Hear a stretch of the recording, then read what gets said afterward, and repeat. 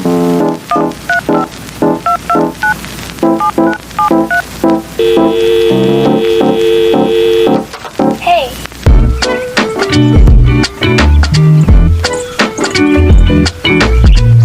Assalamualaikum warahmatullahi wabarakatuh. Assalamualaikum warahmatullahi wabarakatuh. Saya Mubika, CDP Angkatan 7 Kabupaten Jepara dari TKTA Modelan 2. Di video saya kali ini, saya akan memberikan demonstrasi kontekstual modul 3.1 pengambilan keputusan berbasis nilai kebajikan sebagai pemimpin.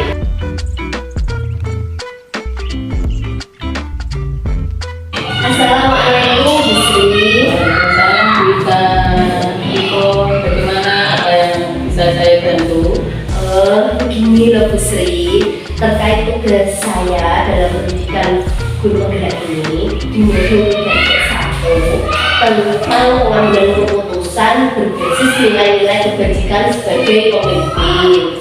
Nah, dalam posisi kali ini saya mau mohon izin kepada Ibu untuk berkenan menjadi narasumber dalam wawancara saya kali ini tentang kasus-kasus dilema etika yang atau rujukan moral yang pernah Ibu alami di lembaga, dan bagaimana Ibu dalam mengambil keputusan terhadap kasus-kasus tadi.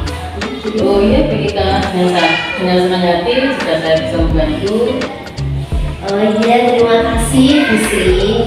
Begini Bu Sri, selama Ibu menjadi kepala TKTA Modelan 2, adakah suatu masalah yang pernah Ibu alami di mana masalah itu menimbulkan dilema dalam penyelesaiannya?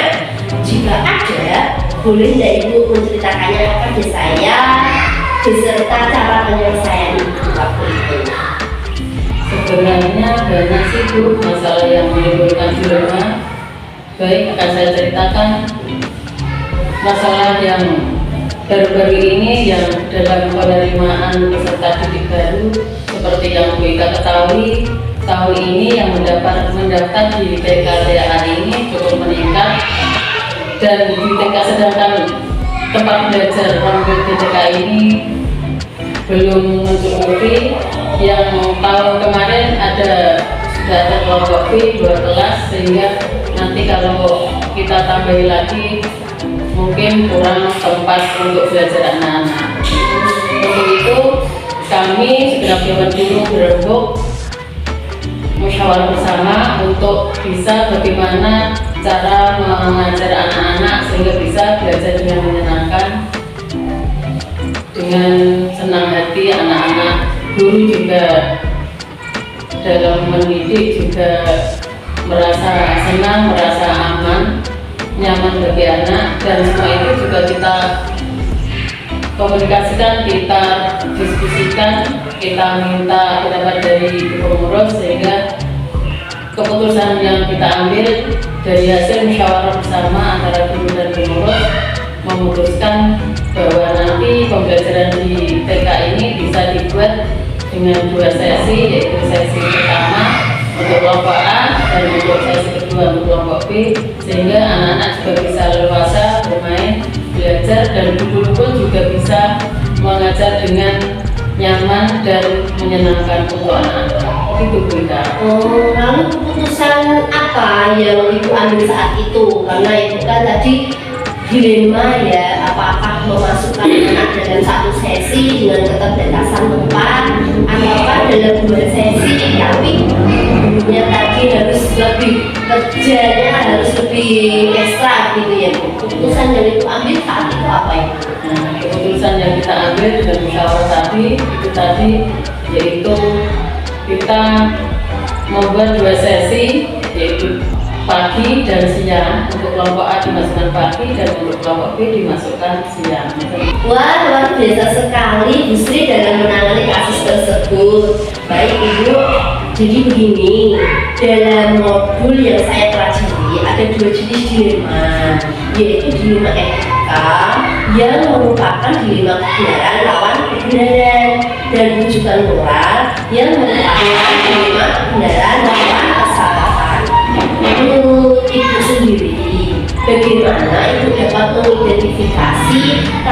yang muncul ini, mana yang merupakan dilema etika dan mana yang merupakan rujukan moral. Biasanya sih saya lihat dulu kasusnya Bu Ika. Jika kasus ini berhubungan dengan hukum, maka kasus itu termasuk rujukan moral.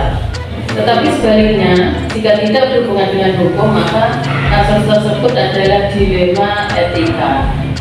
Oh, jadi seperti kasus tadi ya Bu ya, saat penerimaan peserta didik baru di sekolah mendapatkan murid yang sangat banyak, akan tetapi ruang kelasnya tidak cukup. Akhirnya ibu bersama teman-teman berdiskusi untuk memusyawarahkan apakah anak-anak masuk pagi semua ataukah dibuat per sesi, dan masing-masing dari keputusan itu pasti ada dilemanya masing-masing ya Bu ya.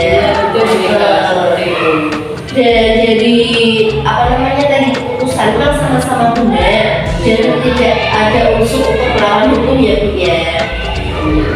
Dan kemudian ibu selama ini ibu menjalankan pengambilan keputusan di sekolah ibu, terutama untuk kasus-kasus di mana ada dua kepentingan yang sama-sama benar ibu, atau sama-sama mengandung nilai-nilai kebajikan. Menurut saya lebih memilih nilai-nilai kebajikan yang perlu dijunjung tinggi, karena dengan menjunjung tinggi nilai-nilai kebajikan seperti keadilan, kejujuran, kemanusiaan, dan akhirnya maka kebenaran itu sendiri akan mengikutinya. Seperti itu Bu. Wah, lalu Bu, strategi apa yang biasa ibu lakukan selama ini dalam menangani kasus-kasus dilema etika? Untuk masalah seperti ini biasanya saya menggunakan dua langkah, ya Bu ya. Yang pertama, mengkonfirmasi masalah pada yang berkepentingan. Yang kedua, bermusyawarah dengan dewan guru dan dewan pengurus TK. Gitu ya Bu ya.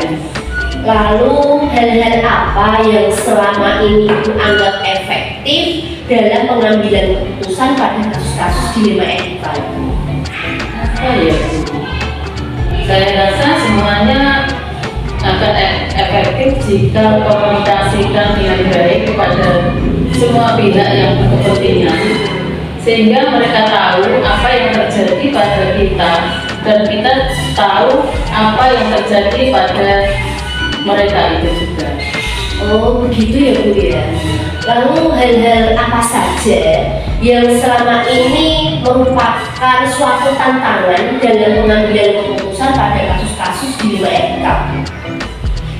Tantangannya adalah jika tidak ada keterbukaan dalam semua pihak, dilema ini membutuhkan keterbukaan dari semua pihak dalam menyelesaikan masalah. Harus ada keterbukaan ya Bu ya. Keterbukaan antara mereka dan kita. Jadi tantangannya itu harus bagaimana itu menimbulkan rasa terbuka ya Bu ya, untuk semua pihak tadi ya. Itulah kita. Ya. Nah Ibu, apakah Ibu itu memiliki jadwal tertentu dalam penyelesaian kasus, ataukah Ibu langsung menyelesaikannya dalam satu waktu, ataukah Ibu punya prosedur lain dalam penyelesaian masalah yang Ibu jalankan? Iya Bu, saya perlu berdiskusi sama guru yang kemudian saya komunikasikan dengan pengurus. Langkah ini diambil untuk mendapatkan solusi yang terbaik untuk semua pihak. Ibu, adakah seseorang atau faktor-faktor yang selama ini mempermudah atau membantu Ibu dalam mengambil keputusan dalam kasus-kasus dilema etika? Iya tentu Ibu, ada yang membantu. Biasanya saya berkomunikasi dulu dengan komite dengan hal ini yang berkaitan dengan kebijakan-kebijakan di sekolah. Oh ya, kalau terima ya Bu ya. Jadi ini pertanyaan yang terakhir ya Bu ya. Pembelajaran apa yang dapat Ibu petik dari pengalaman Ibu dalam mengambil keputusan dari dilema etika? Pembelajarannya apa? Kita harus membangun komunikasi yang baik dengan semua pihak, berempati kepada orang yang besar bersama dengan kita. Dengan demikian kerjasama kita dalam menjalankan pembelajaran yang berpihak pada murid dapat terwujud dengan benar dan baik, dengan menyenangkan. Mungkin seperti itu Wika yang kami lakukan selama ini di sekolah kita. Pembelajarannya luar biasa ya ini ya. Jadi intinya ini menciptakan pembelajaran yang berpihak pada murid. Wah, luar biasa sekali ini Bu. Terima kasih atas ketersediaan Ibu untuk menjadi narasumber wawancara saya hari ini. Ya Wika, sama-sama. Saya juga terima kasih. Saya juga senang bisa membantu, bisa ada kegiatan kita dalam mengikuti kegiatan seperti ini. Ya, baik Ibu, terima kasih. Kalau begitu, ini saya mohon undur diri Bu. Saya pamit dulu ya Bu ya. Silakan Ibu melanjutkan aktivitas kembali. Mohon maaf dari waktunya ya Bu ya. Assalamualaikum Bu. Assalamualaikum.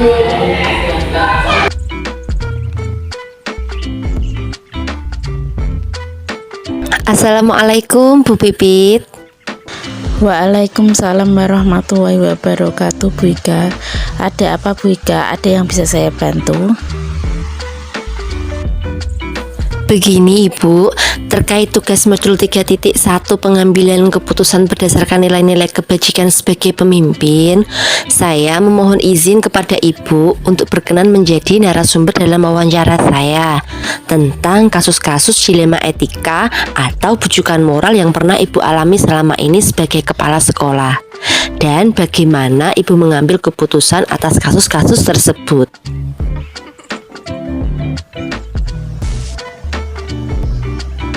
Oh, iya ya Bu Ika. Monggo, dengan senang hati Bu. Terima kasih Bu Pipit. Begini Bu Pipit, selama Ibu menjadi kepala pos PAUD Padang bulan ini, adakah suatu masalah yang Ibu alami di mana masalah itu menimbulkan dilema dalam penyelesaiannya? Jika ada, boleh ndak Ibu berkenan menceritakannya kepada saya beserta cara penyelesaian masalah tersebut? Yang mana ya Bu? Sebenarnya banyak sih. Coba yang ini Bu, kasus tentang kegiatan outing kelas yang wajib diikuti oleh semua anak dan wali murid. Waktu kegiatan outing kelas, kami mengadakan kunjungan ke home industri pembuatan ayam crispy atau ayam geprek.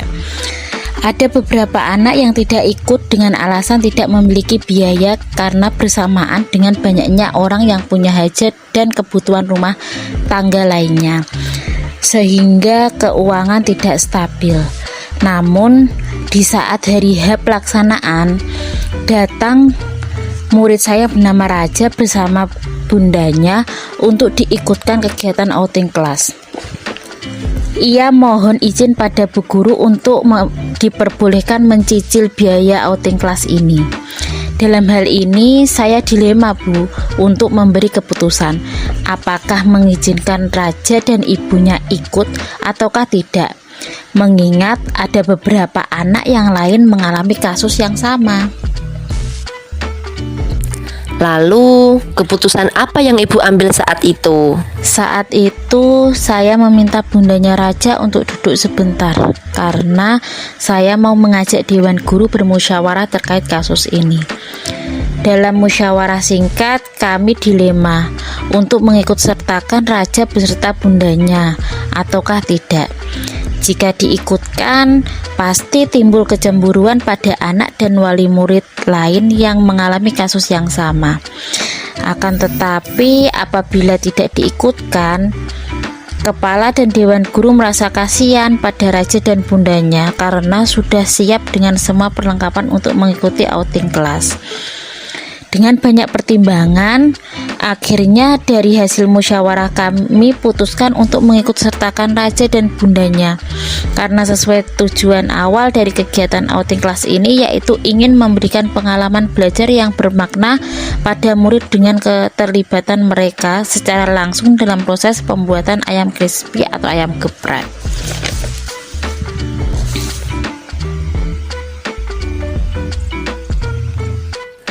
Wah, luar biasa sekali Bu Bibi dalam menangani kasus tersebut.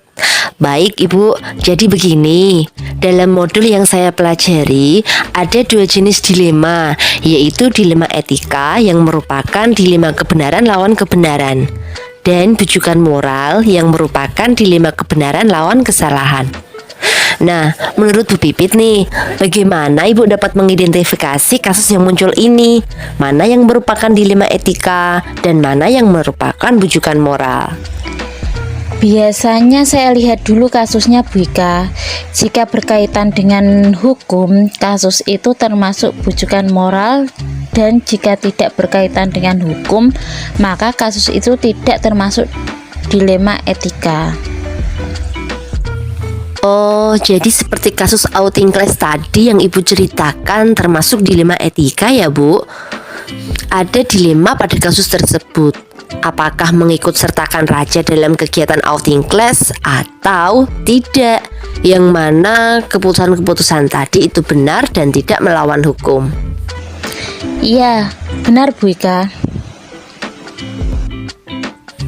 Kemudian selama ini bagaimana Ibu menjalankan pengambilan keputusan di sekolah Ibu, terutama untuk kasus-kasus di mana ada 2 kepentingan yang sama-sama benar atau sama-sama mengandung nilai-nilai kebajikan?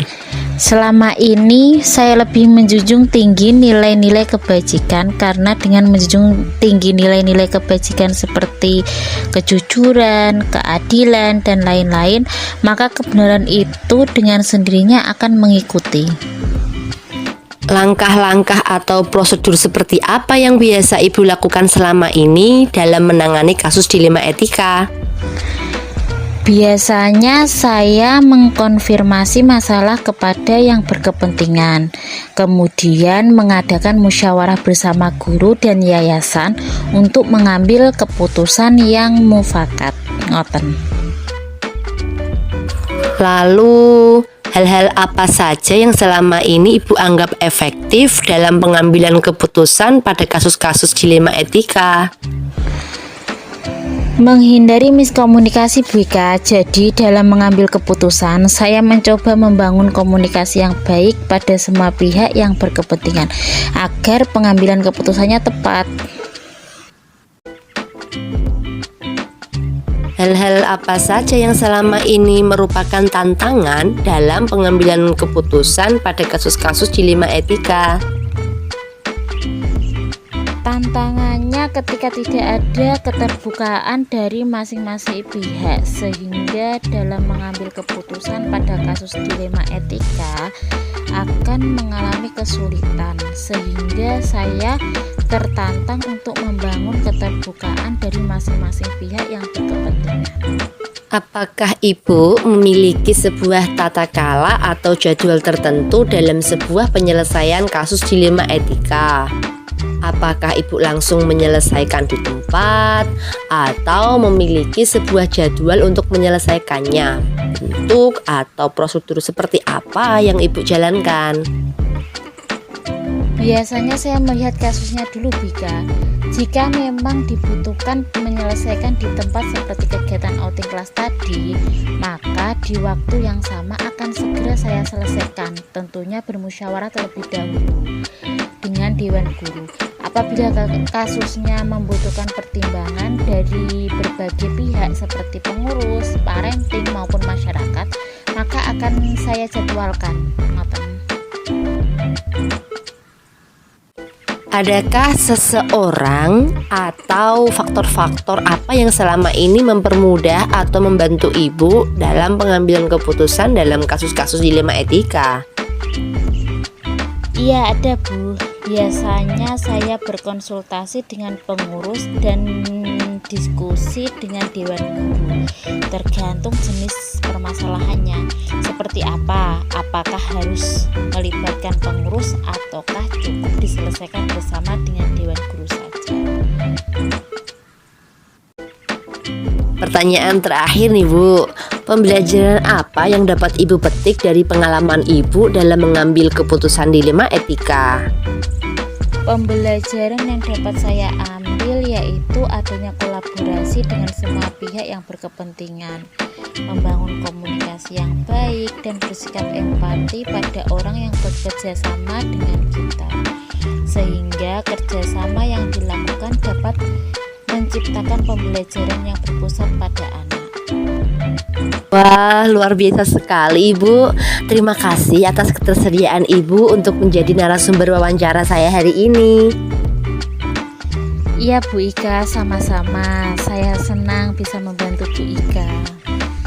Baik Ibu, kalau begitu saya mohon izin pamit dulu. Assalamualaikum. Iya Bu Ika, silakan. Waalaikumsalam warahmatullahi wabarakatuh.